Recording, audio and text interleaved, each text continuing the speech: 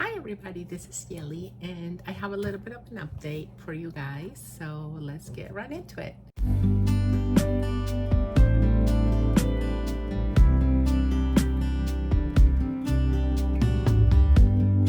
You've seen the title of the video, right? What I did with my weight loss stall. I do have to say, I was so excited, right, that it's been working for a few days that I couldn't wait to share with you guys. But I'm gonna keep on testing my theory, my method, and I'll keep updating you guys on it. I do want to say that at this time I've lost 28 pounds, and I couldn't be happier. If you watched my last video about titration, I think I mentioned in that video that I was looking to titrate up because I was kind of feeling a certain way. But even though I titrated up, like my sugar wasn't really going that well. So I had to look a little bit more into what it is that I was eating. And the first thing I realized is I stopped journaling. So yeah, of course, no wonder I'm in a weight loss, right? Because I stopped tracking. And just to kind of share with you guys what it is that I track, so I track my weight on a daily basis. I track my projected A1C, which my continuous glucose monitor gives me a number. And that one is actually pretty bad right now, but I'll explain everything. It's not like, it's because I stopped tracking, right? So then what else do I track? I track what day I'm on, which today is day 311, almost a year on Ozempic. And it's actually, I think, already been a year on GLP-1s. I was looking to the right because I'm looking at the date, trying to remember when it is that I started with my endocrinologist and Mounjaro, because for those of you that are new, I started with Mounjaro and then had to switch to Ozempic because I was getting a contact dermatitis reaction on the injection site, and we still are quite unsure if it's the needle that caused that reaction because I do have allergy to certain metals. We don't know if it's Tirzepatide that caused that reaction, but anyway, I had to switch to Ozempic, right? And my switch to Ozempic was slow. My titration has been super slow. I was finally given the go to titrate up to 2. However, I've been a few weeks on 1.5 just to not do 2 all of a sudden. And I do want to say that I'm not a doctor and I'm just sharing what I do, but please, please, please don't do anything that I'm doing unless you run it by your physicians and they're okay with it. It is my hope that things that I'm doing spark ideas for you to have conversations with your medical team because they're the ones who know your history, right? So anyway, in my case, I did not really talk this over with my doctor, but we did kind of do something similar when I titrated from 0.5 to 1, and I went on a 0.75 for a while. So that's what I did, kind of on my own, but it was just something I forgot to talk to her about. But anyway, okay, so I'm gonna start doing 2 milligrams next week or the week after. So I'm still on metformin, I'm still on Jardians, and I wasn't seeing my sugar go down. But what I started realizing was, I don't know if you guys remember that I've told you that when I started Mounjaro, my food noise got so loud. So for me, it was kind of like the contrary effect. Once my body got used to Mounjaro, then the food noise went down up until a few days before injection time. However, when I switched to Ozempic, that food noise went away, and I was back to how I was before starting Mounjaro, which I do have a compulsion, right? And I'm like an addiction, I mean, with certain, I would say carbs at this point, sweets basically, but plenty of carbs convert into that. So anyway, and but I've worked a lot to get this food noise in check somehow, right? And I was doing all that, and it was still crazy when I started Mounjaro. I don't know if it's also because like the dose of Mounjaro is higher comparatively to the starting dose of Ozempic. And you know, it took me a whole bunch of months to get to 1 milligram Ozempic, which was, per my doctor, the equivalent of the 0.5 Mounjaro I was on. So now that I am titrating up with Ozempic, that noise came back, and I started making bad food choices. And of course, I stopped tracking. So with this, I mean, I gained some pounds, and I still didn't gain enough that it was a whole bunch of pounds, but it was 3 to 4 pounds, and I knew where this was going, right? And this was not from one day to the other. This has been a progressive thing in the last few weeks, few days. You know, I wasn't tracking, so I'm not sure exactly how long this has been going on for. So when I realized that things were really, really, truly kind of getting out of control, I said to myself, you know what, I need to start tracking again. Because the fact that I am not binging doesn't mean that I'm not making bad food choices for myself. So I started tracking, and lo and behold, what had dropped considerably? Protein. What had gone up considerably? Carbs. I am diabetic. I know there's a lot of people on these meds, and by these meds I mean the weight loss version of them, and even some people that are pre-diabetic or that have not been diabetic for as long as I have been, that can get away with eating more carbs. Low carb, like keto, I tried that. It worked great, but it was not sustainable for me, so I didn't want that, right? But then I was slowly creeping up on carbs. So I realized that I was not staying within 40 grams of carbs or less per meal,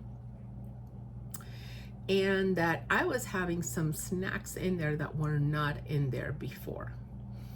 So I'm like, interesting, right? There you go. So I'm not like eating big meals, but there were a lot of things that I was doing that are not good for diabetics, right? Because the more I eat, the more my insulin goes up. Like my sugar goes up, and the more cravings to eat that I get. I was not drinking enough water. I stopped drinking my electrolytes. I was not quite doing the Pomodoro method that I do, which is that I sit for 30 minutes and then I get up and walk for a few minutes, or do some type of house chore where I know I'm going to be moving, just to kind of break the sedentarism that my work brings along. So of course I dropped all of these things, and listen, these medicines are magical, but they're not. So what I mean is, they're very helpful for sugar control and for a lot of people for weight loss, and they're helpful for me in that regards as well. But they're not magical in the sense that they're not going to work on their own. And for some people, which is a very small number of people, it might be the case. And it changes their relationship with food immediately, completely, and they start shedding pounds. But that's not my case. So I do have to, you know, keep doing my part, because the medicine, and I have to take advantage of the medicine while it's working, and while my body is not used to certain doses, because if not, then I'm just titrating up to solve my poor choices, problem instead of titrating up because my body needs the medicine. There was another reason why we titrated up. So I do think there was a valid reason for titrating up, but there was also all of this going on. So yeah. Anyway, I went back to tracking, and you know, when the student is ready, the teacher appears.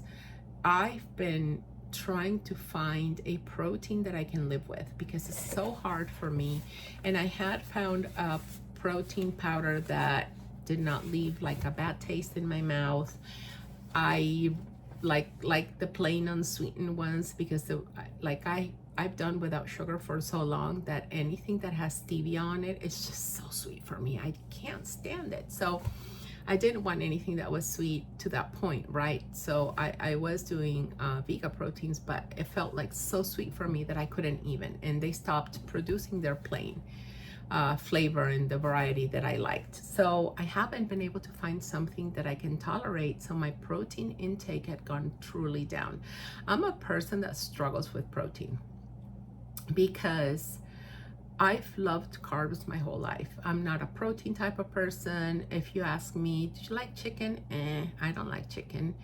Do you like beef? Yeah, but there's certain taste of it that I don't love. So give it to me, but then I put like sauces on it to kind of mask the flavor. But I thought I liked it, but now looking back, did I really like it? Because I was kind of smothering it, right? So maybe I don't really like the taste of animal protein. And even though I'm okay with fish and salmon, like I can't just eat that and like I'm just gonna get bored. So it's fine for once a week or once every now and then, or alternating with fish somehow, but it can't just be my main focus, right? Same with eggs and same with a whole bunch of other stuff. So and I kind of have a super palate, so I taste strongly. Like when something has, you know, this gaminess that you can find sometimes in certain protein, right? Like it's just too much for me. So when that happens, it's like I can't even eat this. So I have to like smother the chicken in lemon so that it doesn't have that gaminess, and I stay away from turkey and from certain meats. So anyway, picky eater, right?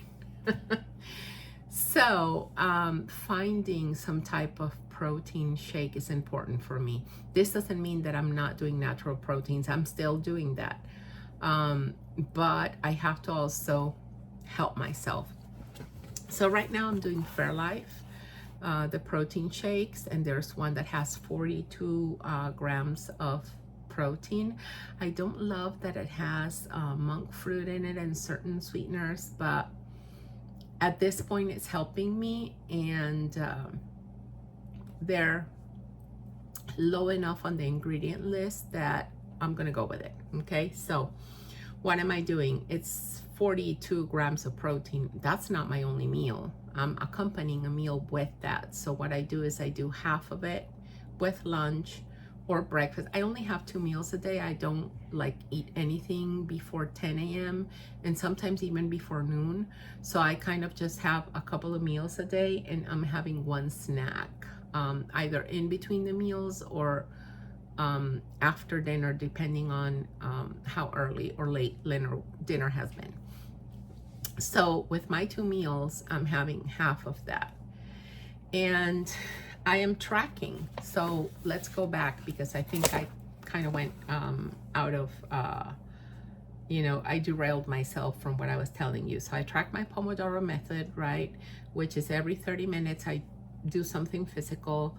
I'm starting to walk again, because I was walking and I was doing great, but then I had like a relapse with my knees, with my osteoarthritis, and I was even using a cane and my knees are buckling. So I have to, like, the physical activity, which I would love to be more engaged with, I have to be very mindful of what I do, because then I don't want to go back into using a cane and not being able to walk, right? Which is worse.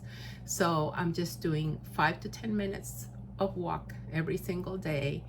And in between one of my Pomodoros, I choose that, right? And then the in-betweens in the Pomodoros are 2-3 minutes. But 2-3 minutes of walking is enough to break the sedentarism of being, of sitting for 30 minutes. So anyway, the other thing that I'm doing is a daily Reiki session. I'm a Reiki master, so I give myself Reiki. Sometimes when I give Reiki to a client or distance Reiki, because I give Reiki to people that are in different places. So when I do a distance Reiki session, I can kind of bypass giving myself my own session, but I don't, like, at least every other day, I make sure to do my session, even if I'm giving distance Reiki sessions every single day. That's another thing that I'm tracking. House chores. I can get so involved in my work that I put my house chores aside, and those make me active, especially those related to food are very important for me, because then I'm cooking and taking care of what I need. Eating out is never the same. No matter how healthy I eat out, it's never the same as cooking my own food and having my own meals, right? Then I am tracking to have at least 135 grams of protein per day. And you know, in between that and 160, I can't go crazy either, right? Because, but hey, you know, just being very conscious and mindful of having at least 135 grams of protein per day. And these 42 grams of protein help with that, right? So yeah, definitely. Like yesterday, let me just give you an example. Yesterday, my total grams of protein, I didn't write the total here, but let me add it up. So 26 plus 59, 79, 85, 95, 97, 120. So I had 120. Not quite the 135, but hey, you know, 120 grams of protein is much better than 60, 70 grams of protein per day. You see where I'm going with this? So that was definitely lacking. And then my carb count was ridiculous. So now I'm trying to stay either between 30 and 45 grams of carbs per meal. And this should only happen 3 times a day. So if I have, let's say I break into snacks, then it's not going to be 45 grams of carbs per snack, right? It's going to be between 35 and 45 combined for the two. So anyway, so I'm definitely aiming to be below 100. It can't be keto, which was 20 grams of carb per day, because that was not sustainable for me, but it can very well be below 100. However, I do have to train myself to get there. So right now, I'm being mindful of the carbs, but I haven't gotten it to the point where it's below 100 yet. However, I've lost weight. So those 3 pounds that I gained, I lost, and I lost more. And I've just been doing this for a few days. And oh wow, here I am again. So sometimes, like, my first thing that I always need to do is, am I stalled? Yes. Am I tracking? That should be my second question. Every time after a weight stall, I have to come back and see if I'm tracking, and I have a list. So this is what I did. I grabbed a notebook, so I encourage you to do the same. And I wrote down the things that I know I need to be doing. The other thing I know I need to be doing, which is something that my diabetes specialist said to do, was weights. And I got these tiny little babies of 1 pound because I've never done weights. And she was like, yeah, that's fine. You can start with that. So while you're walking, you know, just start doing something and adding things little by little. It doesn't have to be walk a mile every single day or 5 miles every single day or whatever it is. It can be a little bit at a time. At some point, my body is going to get used to it, and that's fine. So I can increase, but again, slowly increase. And I know that the more weight I lose, the better that my knee situation is going to get, so the more I can increase my activity as well. So anyway, I really wanted to share this with you guys. And the fact that for me, it's kind of like a naturally happening intermittent fasting, because I'm not doing this on purpose. It's just that if I'm not hungry, I'm not gonna eat. If I'm hungry, I will eat breakfast, and then I'll have lunch, and then I'll have dinner. And I'll try to have an early dinner and not eat anything after dinner.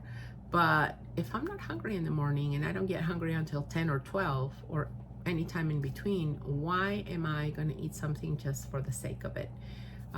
That helps too with my weight. But I think the most important thing is tracking proteins and carbs. Proteins have to be high enough for me, and carbs have to be low enough for me as well. And I know people that don't have diabetes, because I've watched YouTube channels of people that are on these meds, and I see what they eat, and it's a whole bunch of carbs. So here I was thinking that I could do the same, but I can't. I really can't. I have diabetes, so I have to eat differently, right? And I can't just go ahead and add that amount of carbs. I have to be conscious of the type of carbs that I'm eating, that it's good carbs with enough fiber in them. Like, let me give you an example of what I'm gonna have. But like, I feel I need my water, so excuse me while I have a sip of my water, you know. It is very important for me also to stay well hydrated. I try to drink one of these bottles before I have coffee or anything. And adding my electrolytes also helps me not want to have a snack. So those two things are very important. So what was it I was saying? Oh gosh, I completely lost my train of thought. Oh, I was going to tell you what I'm going to eat today. So what did I eat? I ate a couple of Hawaiian rolls with cheddar cheese this morning, and well, yeah, that I was hungry this morning, so I ate that around 9:30 a.m. And a cup of coffee, and that was kind of like my breakfast. It is 3:35. Oh, and half a glass of, like, half of the protein drink. It comes, I don't know if it's a 16-ounce bottle, but half of that. And I have not had anything but water, and it's 3:35 because I just have not been hungry. And I'm waiting for my husband. He's coming home late from work today. So as soon as he gets here, I already made some ground beef. I made rice for him, not for me. I cannot do rice, guys. No matter how low in carbs, or like 20 grams of carbs of rice raise my sugar double or triple than 20 grams of carbs of something different. So I can't do rice. That's not for me, but that's for him. I don't think I'm gonna eat the ground beef. The ground beef might be for another meal, but I am gonna eat black beans. So I made a black bean soup. So I'm gonna have a cup of the black beans, and then I'll just add a little bit of the soup portion. And I love, and you call me crazy, but this is how we eat them where I'm from, where I grew up. So I love adding some cheese on it. So I'm just gonna go with the mozzarella string cheese because it's the closest thing I can find to the cheese that I like. I also have some queso fresco, so I might just put some of that in there. But anyway, I'm gonna have the other half of my protein. And then later on, because I'm assuming that I'm gonna be eating around 4, and if he doesn't come home, I might just eat after this video, because I'm starting to get hungry now, right? So from 9 to 4, I had not gotten hungry. So anyway, that's what I'm gonna eat. And I tracked already the amount of carbs and protein, and I'm kind of playing the highest on the carbs because it should be 45 or less per meal. And that the black beans themselves have like 41 already, right? And the string cheese has a little bit and the protein drink has 4. So I'm going a little bit over the amount of carbs, but I also have to eat enough so that I'm not hungry. However, I'm also gonna eat 48 grams of protein and there's like 15 grams of fiber. So if I were gonna do net carbs, which I'm not doing net carbs, I'm counting full carbs, but I know that black beans have a lot of fiber, so that kind of helps, right? And that's why I'm going a little bit over. Anyway, no rice for me because I can't afford to add rice to this meal.